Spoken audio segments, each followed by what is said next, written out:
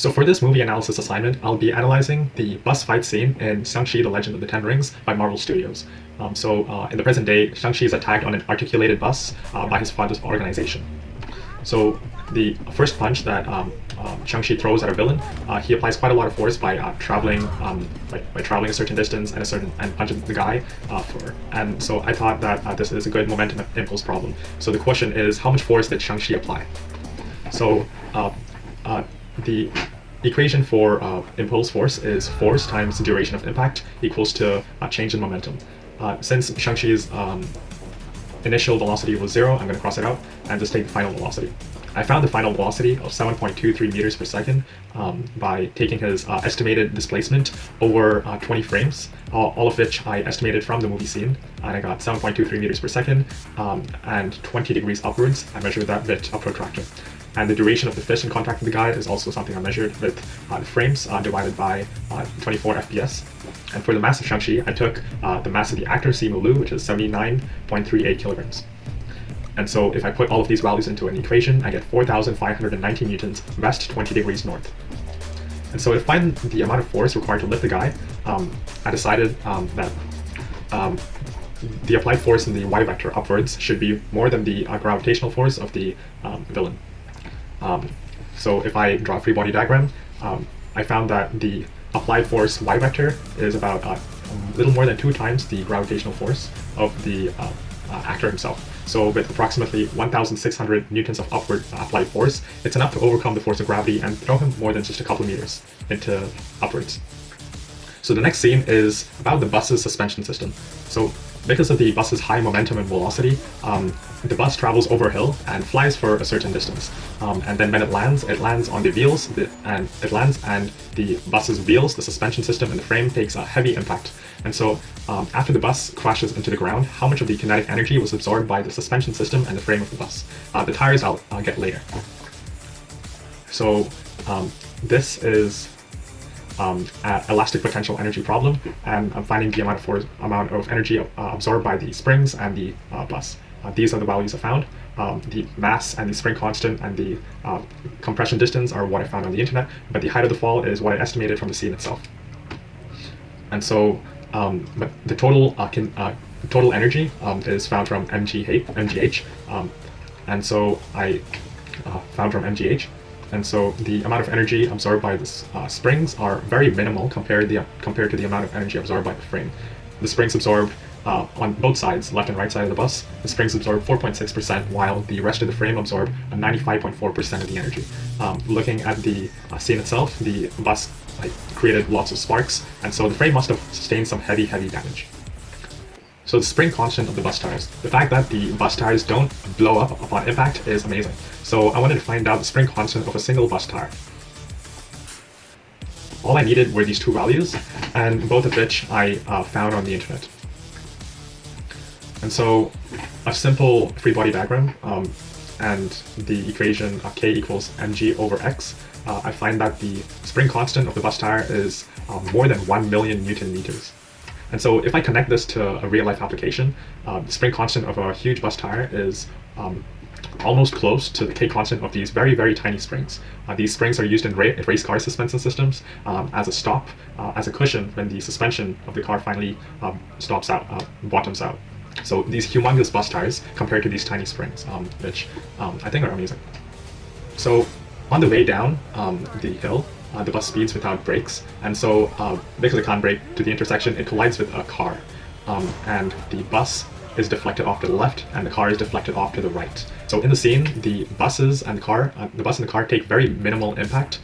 So I'm going to take it as a 2D glancing elastic collision. So what is the velocity of the bus after the collision? And the bus is also pushed aside, so what is the angle of deflection of the bus? This is the hardest question I solved, and here are all of the values that I require, some of which I estimated from the bus, from counting the frames and the distance, and some I had to find from the internet, such as the mass of the car and the bus. And as you can see here, the bus only slows down by 1.13 meters per second, or 4 kilometers per hour. This is very understandable because the bus is of a very heavy mass, and it's only deflected off by 2 degrees facing the road downhill. So the changes in speed and direction will be very minimal. So some while later, the bus turns. And this is a perfect example for centripetal acceleration. So the bus takes a very fast turn, which is very unusual for a bus since it's racing down. So what radius does the bus need in order to complete the turn at this high speed with very minimum skidding? So these are all the values that I require, and I also found these from the internet. The mass of the bus I don't need. Tangential velocity, the bus also travels at the same speed as a car. So if I look at the speed of the car on Google Maps, speed of the road on Google Maps, it should be 40 kilometers per hour or 11 meters per second. And I'm not taking pseudo-force in this example because the area where the bus is traveling at is flat and not downhill. If the bus is traveling at 40 kilometers per hour, to make a turn without skidding, it would require a radius of 15 meters. So from what I found on the internet, the maximum turning radius for articulated transit buses is maximum of 13 meters. Due to the high velocity and centripetal acceleration, the bus must have been forced to take a 15-meter radius turn with some skidding, which could be a reason why the articulated joint on the bus buckled and broke, as you can see in the image. So in this scene, Shang runs on top of a bus, and this is a perfect pseudo-force question, because I always wondered how did Shang run on top of a bus when there's a humongous pseudo-force acting behind him. So I'm bound to calculate the amount of pseudo-force and how much force he must apply to run forward at constant velocity. These are the full values that I need, and 2 of which I found from the internet, and 3 of which I found from the internet, and the hill's angle I calculated using my protractor. And so after doing these calculations, I found that Shang would experience a pseudo-force of 67.87 newtons on top of the bus. So even though the bus is traveling downhill, accelerating downhill, since pseudo-force was calculated using the x-vector of gravity, the force of gravity on the x-axis is equal to the pseudo-force. So for Shang, it would feel like he's running on a plain flat surface with no forces acting on him. However, since wind still exists on top of a moving bus, Shang would have to overcome the force of air friction in order to run.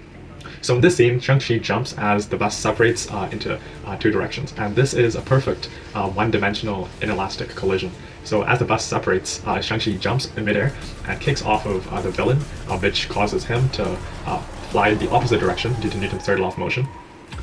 And which allows him to land into safety. At what velocity was the villain kicked for him to reach the front of the bus safely? So the mass of Shang and the villain I found on the internet, and the velocity of Shang I found from the YouTube video, and I found the velocity 8.475 meters per second east. And because Shang and the villain, for a single moment, when they jump and stay in contact together, they are moving at 0 meters per second. So the final velocity is 0 meters per second. And so through this simple calculation, we find that the villain was kicked at a velocity of about 6 meters per second west.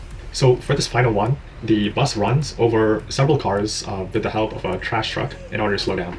This is an incredible momentum and impulse problem, although it's not required because I covered everything. It was a really fun problem to solve. So the bus crashes into several cars over a certain distance, and so I wanted to find the deceleration of the car and how many meters it took for the bus to stop. So here are all the values that I need, and so for the mass of the entire bus, even though the bus separated into 2 pieces, the first half of the bus takes help from the trash truck, and it was always together. So I'm taking I'm taking the mass of the entire bus to compensate for the trash truck's mass. And so this was a really fun one. I found the deceleration of the bus, and that's 0.6638 meters per second square. And the stopping distance using some kinematics formula I found is 92.5 meters. And so the bus decelerates at a slower rate of speed, which is typically less than a vehicle on a road, which is 3.4 meters per second square. This is very odd because I usually think that crashing into several vehicles will increase the force of friction and the deformations will decrease the force as much as possible. But I realized that the bus is running over cars instead of crashing into cars. The hydraulic braking systems in vehicles are more controlled and powerful than a bus running over cars, which allowed me to understand. And just to find how realistic the scene is, I counted the number of cars that the bus crushed over and multiplied it by the length of each car, which is 96 meters. And so a stopping distance of 92.5 meters is very close to the 96 meters that I found. Thank you for watching. Have a good day. These are the reference that I used quite a lot.